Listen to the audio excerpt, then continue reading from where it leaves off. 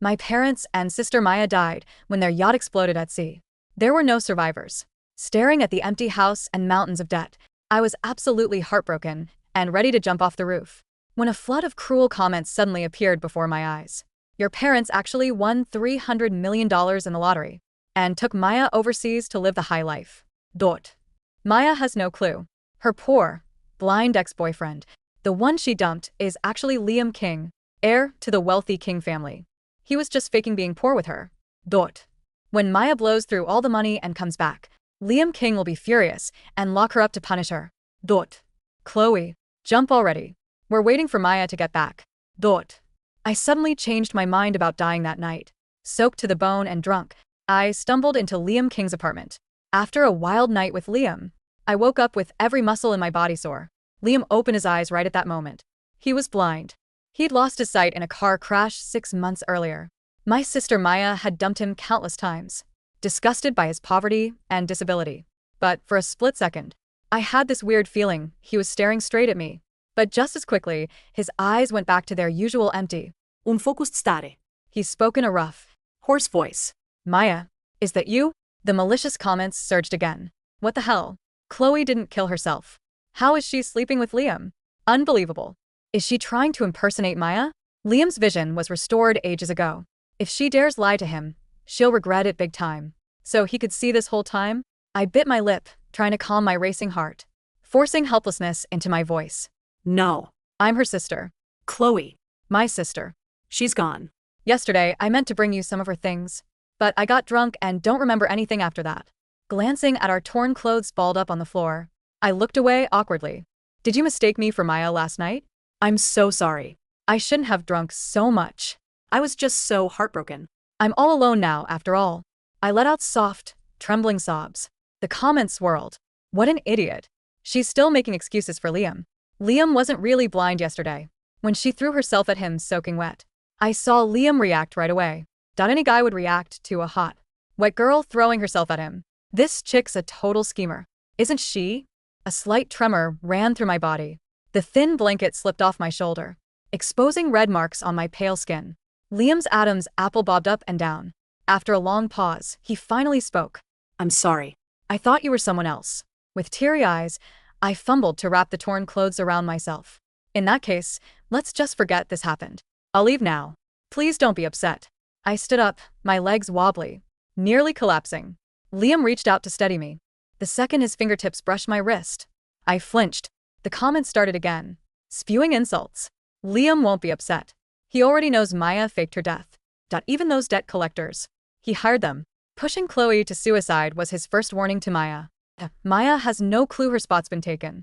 This is so frustrating. Chloe, just die already. I ducked my head and rushed out the door.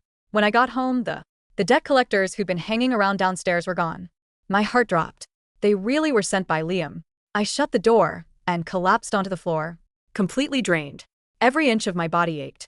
Of course, I hadn't been drunk originally. When I was desperate, I just wanted to get a little sympathy from Liam, hoping he'd go easy on me. I never expected him to react so intensely, keeping me up all night. I curled my lips into a bitter smile. Liam had lost his eyesight in a car crash while saving Maya. But after he went blind and became disabled, Maya wouldn't even look at him. He never answered his messages. She made him wait 3 hours in the freezing winter rain, while she video chatted with someone else upstairs. She hated his cheap gifts, tossing them in the trash right in front of him. I used to think he was wasting his time, but now it seemed like it was all just some rich kid's game. The comments suddenly erupted into an argument. For some reason, I think Maya made the right choice. Who doesn't want a rich guy? Who'd want a boyfriend who's both blind and broke? Even if Liam wanted to test her loyalty. Playing games like this is totally unnecessary. Let's be real. Maya might be selfish, but she's just lucky. Once she and Liam make up, she'll become Mrs. King. And Liam will still spoil her rotten. Exactly. Good girls finish last. Bad girls get everything. Reading those comments, I thought they were completely ridiculous. Growing up, my parents always favored Maya over me. She stole my toys, my clothes, my scholarships. After I started working, I pulled all-nighters every day, and they take my paycheck to pay for Maya's expensive dance lessons and designer stuff. They wanted me to prop her up, make sure she succeeded. Now they'd won $300 million in the lottery. Not only did they abandon me with mountains of debt, But they wanted to use my life to pave her way, too. Why should she get everything while I die like a dog? Resentment coiled around my heart like a poisonous vine. I'd always picked up Maya's leftovers anyway. Since Liam was one of her cast-offs, I might as well take him and use him. My next run-in with Liam happened sooner than I expected. As I walked out of the hotel where I work part-time, completely worn out, I looked up and saw Liam standing across the street. A cigarette hung from his lips, and a white cane leaned against his leg. The rich really have the strangest hobbies. Maya was gone, but Liam King was still keeping up his little act. Not far away, a guy seemed to recognize him and approached. With a fake smile, I called out suddenly, "Liam." I marched right over to him. Before he could say anything, I grabbed his wrist. Come with me. I spoke quickly, lowering my voice. I saw someone suspicious approaching you. Probably debt collectors. My sister took out a huge loan before she left. And since you were her boyfriend, they'll definitely come after you. You can't see you'll be in danger. You got hurt saving my sister, so I'll look out for you in her place. Don't worry. As long as I'm around, I won't let them hurt you. I'll never leave you. My voice was so sincere, it almost sounded religious. Will you trust me? I don't know what part of that got to him. Liam hesitated, then took a lazy step forward. He let me lead him, and I took him back to my place. And I kept my word, taking care of him like he was my own family. When his stomach acted up, I'd get up in the middle of the night to buy him medicine. Since he couldn't see, I'd hold his hand and guide him to feel his way around. Over and over until he knew where everything was. Even when I was starving myself, I'd spend every cent I had to take him to doctor appointments. Through it all, Liam would just look at me coldly, a hint of amusement sometimes flashing in his eyes. At the hospital, the doctor shook his head and said there was no improvement. I could barely hide my disappointment and heartache. Walking out of the exam room, Liam suddenly laughed bitterly. I heard you sigh. Is this really worth it? You're not the one who's blind. Why are you so upset? I stopped and suddenly cupped his face in my hands. Liam's eyes flickered with surprise. Barely hidden. You mean a lot to me, I said, looking straight into his eyes. So your pain hurts me, too. You have such beautiful eyes. I won't give up on them. Liam's Adam's apple bobbed, and he gave me a complicated look. My face showed how sad I was, but I forced a smile into my voice. Honestly, I was thinking, if you could see again, I'd do anything. When we got home, I dragged him inside with teary eyes. While pouring water, I accidentally spilled half the cup on myself. Thin fabric clung to my body when it got wet, showing off my curves. Liam's expression changed. I noticed a subtle shift in his posture. Biting my lip, I pulled him close by his collar and kissed him first. Liam froze for a second before taking control of the kiss. The next morning, my body ached even more than the first time. I pushed through the discomfort and got up. Liam was already up, tossed a necklace at me. I picked this up at a street vendor a while back. It's not worth much, but it's pretty. For you. The comments suddenly exploded. Unbelievable. How did Liam end up with this, Chloe? Doesn't he know Maya got tricked into gambling and is in real danger? I assent that the diamond Liam bought at the auction. Why is he giving it to Chloe? It was supposed to be a peace offering for Maya. After she flipped out about being locked up. Are you crazy, Chloe? How dare you go after Maya's guy? I ignored the crazy comments, looking at the necklace in my hand with fake surprise. A diamond from an auction. That must be worth a fortune, right? If I sold it, would that set me up for life? Just then, new comments popped up. Relax, everyone. Can't you see Liam's just stringing Chloe along? The King family had found out about his wild behavior this year and flipped, ordering him home immediately. That Liam's worried Chloe will cling to him, so he's putting on a whole show. He'll hire guys to fake his kidnapping, then stage his death at sea right in front of her, to crush her hopes completely. Chloe's such a lovesick fool. Can't she tell? Liam looks at her like she's a stray dog. Liam was leaving. I tightened my grip on the diamond, suddenly feeling cheated. I played my part so well these days. All I got was a lousy diamond. Meanwhile, Maya did nothing and would get everything just by coming back. That wasn't fair. That afternoon, Liam said he needed to go out alone and told me not to follow. I knew exactly what he was up to.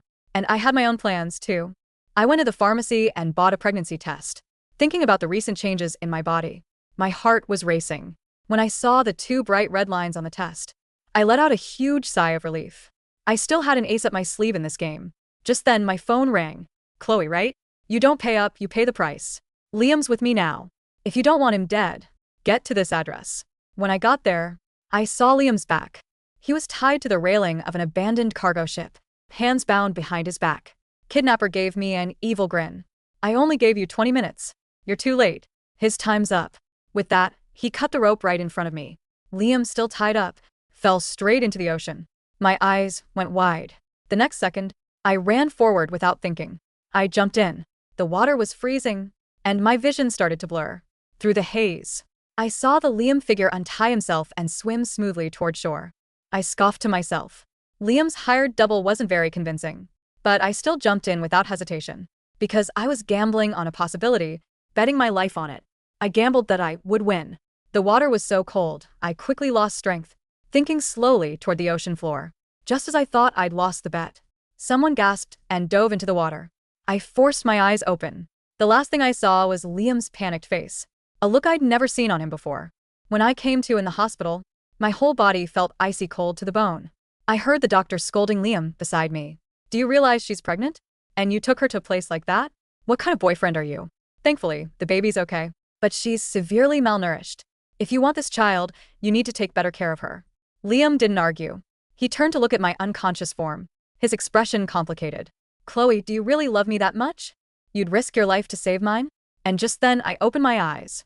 Our eyes met for 2 seconds before I quickly looked away. My voice was weak, but steady. "Doctor, I want to terminate the pregnancy." Liam's eyes sharpened. "What did you say?" I turned my head away. "This baby shouldn't be born. I'm getting rid of it. Your eyes have been fine for a long time. Why did you lie to me?" The air in the VIP ward was so stagnant it felt like breathing through wool. Liam froze, his hand half reached toward me, suspended in the air. The mask of the poor, blind boyfriend shattered, revealing the sharp, predatory gaze of the heir to the King Empire. "You knew," he said, his voice dropping an octave. "It wasn't a question. I'm not blind, Liam. And neither are you." I pulled the thin hospital blanket up to my chin, turning my face toward the window. "I saw you react to the light. I saw you watch me when you thought I was sleeping. I'm just the idiot who thought if I loved you enough, the lie wouldn't matter." New comments floated across the window pane, translucent and cruel. "She's playing him like a fiddle. Look at Liam's face. He's guilty. Wait, if she aborts the baby, the King family will riot. That's the heir. Maya is booking a flight back right now. She ran out of money. Chaos incoming." My heart skipped a beat. Maya was coming back. I had to move faster. "The baby," Liam said, his jaw tightening. "You're not getting rid of it. Why shouldn't I?"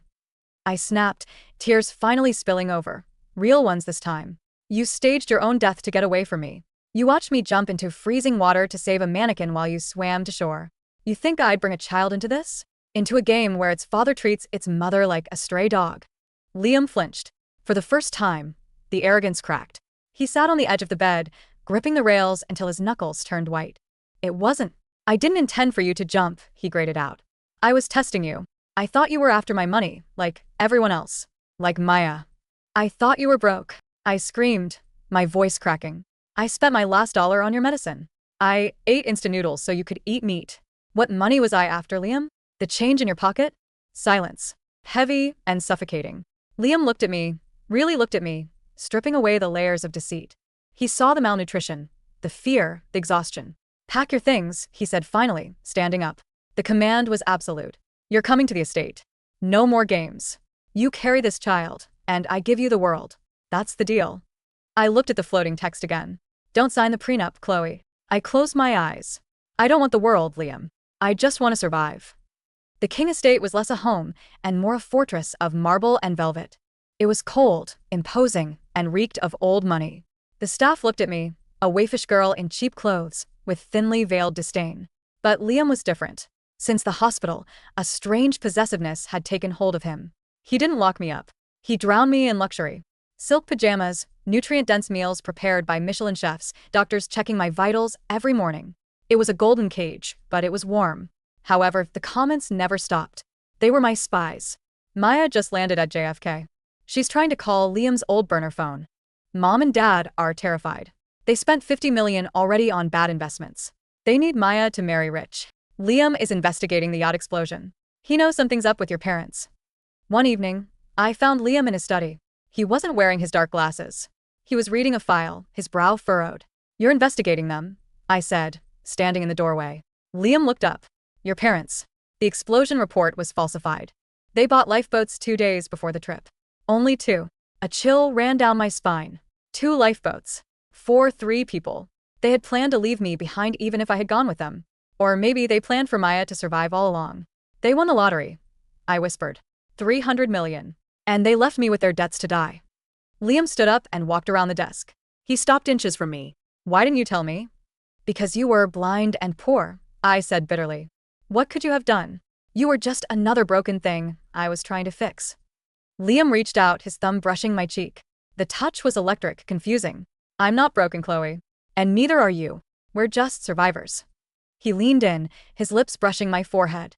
Let them come back. Let Maya come back. I want to see her face when she realizes her seat has been taken. The day Maya returned, it was raining. Fitting. I was sitting in the solarium, wrapped in a cashmere shawl, drinking herbal tea.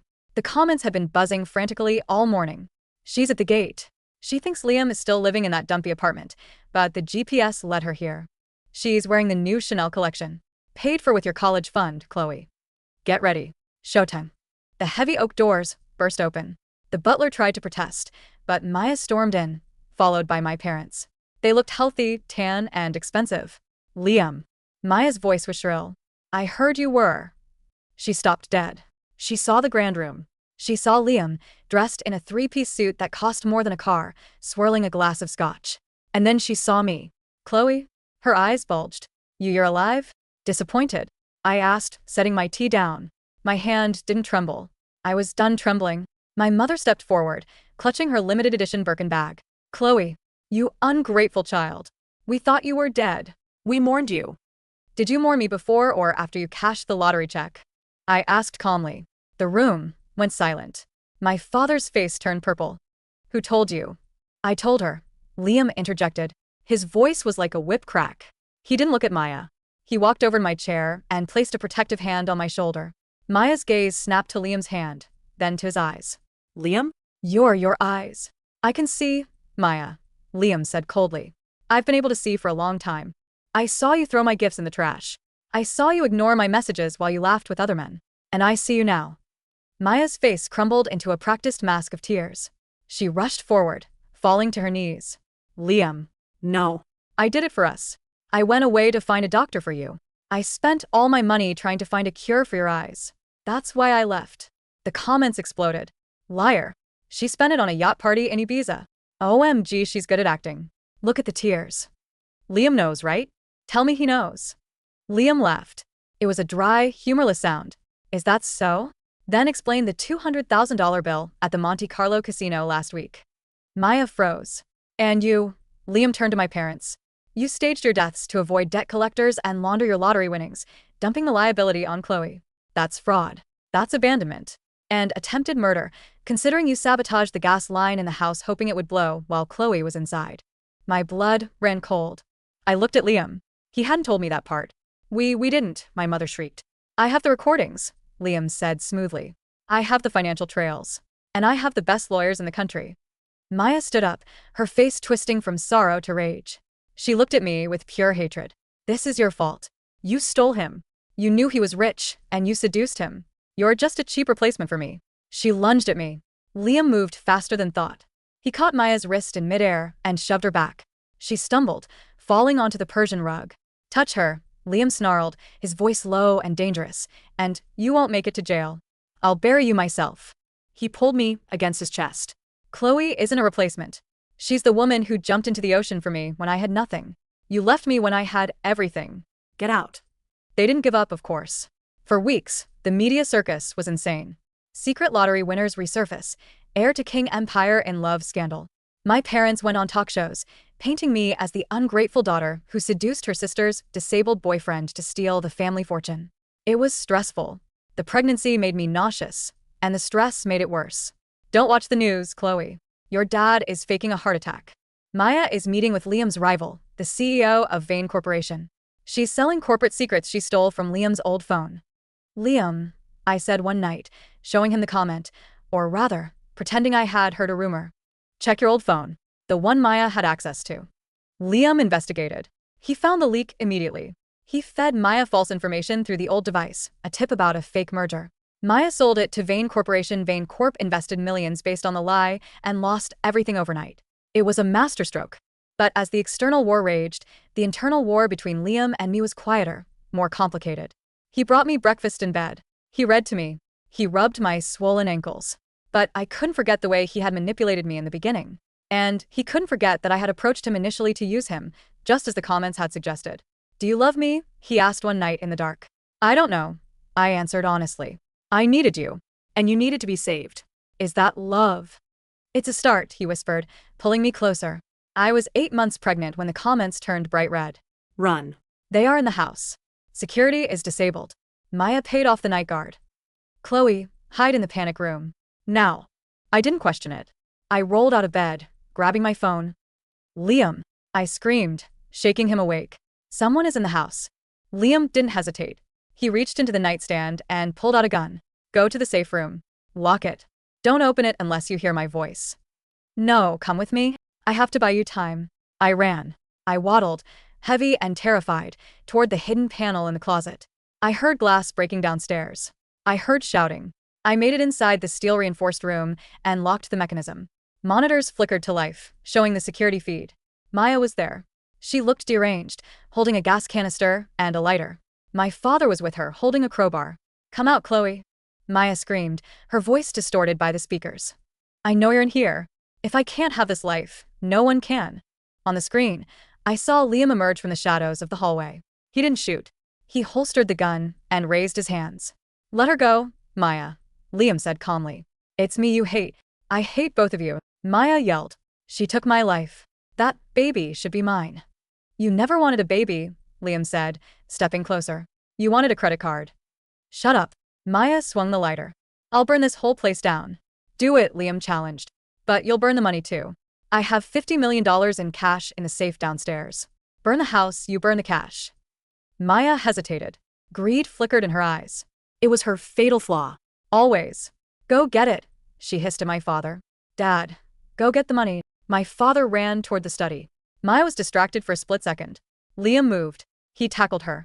The lighter flew from her hand. But the canister had already leaked. The spark from the lighter hitting the marble floor ignited the fumes. Whoosh. Fire erupted in the hallway. "Liam," I screamed, pounding on the heavy door, though he couldn't hear me. On the screen, I saw Liam drag Maya out of the fire, throwing her toward the police who were just bursting through the front doors. Then he turned back toward the bedroom, toward me. The flames were rising, separating us. The ventilation in the safe room is connected to the hallway. Smoke is coming in. I coughed. The air was getting thick. "Liam." I slid down the wall, clutching my belly. I'm sorry. "I think I do love you." Darkness took me. I woke up to the sound of beeping machines. Again. "She's waking up." A familiar, rough voice. I opened my eyes. Liam was there. His arm was bandaged, and he had a burn mark on his neck, but he was alive. And in a clear bassinet next to the bed, a tiny, wriggling bundle. "A boy," Liam said, his voice choking up. "He's healthy. Okay." I reached out, and he took my hand, pressing it to his lips. "Maya?" I rasped. "Prison," Liam said grimly. "Arson, attempted murder, fraud. My lawyers ensured she won't see daylight for 20 years. Your parents too. The debt." Gone. I bought the debt collector's agency and dissolved it. I looked at the floating space where the comments used to be. It was empty. The air was clear. "They're gone," I whispered. Who? "The voices. The ones that told me the truth." Liam didn't call me crazy. He just brushed the hair from my forehead. "You don't need them anymore. You have me. I'll tell you the truth. Every day." The yacht cut through the Mediterranean waters, the sun glinting off the waves. It wasn't my parents' yacht. It was ours. The Phoenix. I watched my son, Noah, toddling across the deck toward Liam. Liam scooped him up, spinning him around. Liam wasn't wearing sunglasses. He was looking right at me, his eyes crinkling with a smile. We weren't a perfect couple. We fought. I still had nightmares about the fire. He still had trust issues with strangers. But we were real. I leaned back in the deck chair, sipping lemonade. Suddenly, a single line of text shimmered in the air against the blue sky, faint as a whisper. "You won, Chloe. Happy ending unlocked." I smiled, tipped my sunglasses down, and watched the text dissolve into the sea breeze. "Chloe?" Liam called out. "You coming?" "I'm right here," I said, standing up to join my family. "I'm not going anywhere."